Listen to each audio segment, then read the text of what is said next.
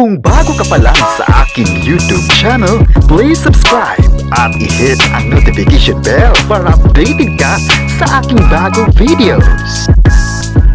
Catherine Bernardo, may statement na nga sa publiko. Mark Alcala, bakit hindi pa rin nakaligtas sa mga fans? Ang buong kwento, alamin!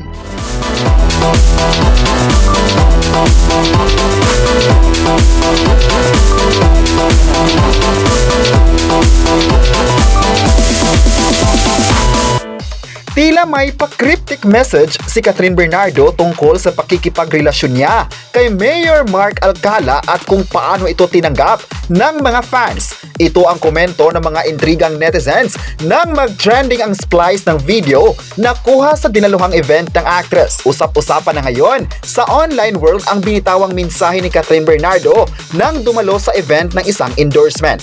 Ayon pa ni Kat, kahit ang mga desisyon na ginawa niya, kahit hindi sumang-ayon yung iba, sa tingin niya doon magsimula ang respeto.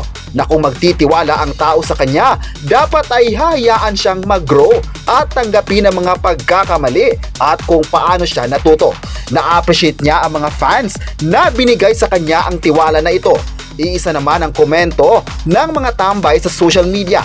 Sure na sure raw na ang sinasabing respeto ng actress ay tungkol sa pakikipagrelasyon niya sa alkalde. Aaminin na kaya ni Kat ang chikang karelasyon niya si Mayor Mark Alcala. Samantala, speaking of endorsement sa bangko, nagpahayag ng pasasalamat si Mami Min Bernardo sa agarang pagresponde ng brand sa ginawang pamababoy sa standee ng actress.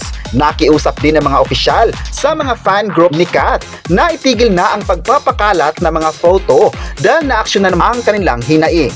Dahil dito marami sa mga fans ngayon ni Catherine Bernardo ang masaya dahil nakita nilang naging palaban pa rin ng actress sa mga taong pilit na gawan siya ng issue. Talagang mahal na mahal siya ng mga tao at hanggang ngayon ay patuloy na inaabangan ang kanyang mga proyekto sa ABS-CBN. Sa kanyang bagong project naman ay excited na ang lahat at sana raw makakagawa pa siya ng maraming series sa ABS-CBN. Masabi raw ng mga tao ngayon na isa si Kat sa mga big stars ng ABS-CBN na di dapat pakakawalan ng network.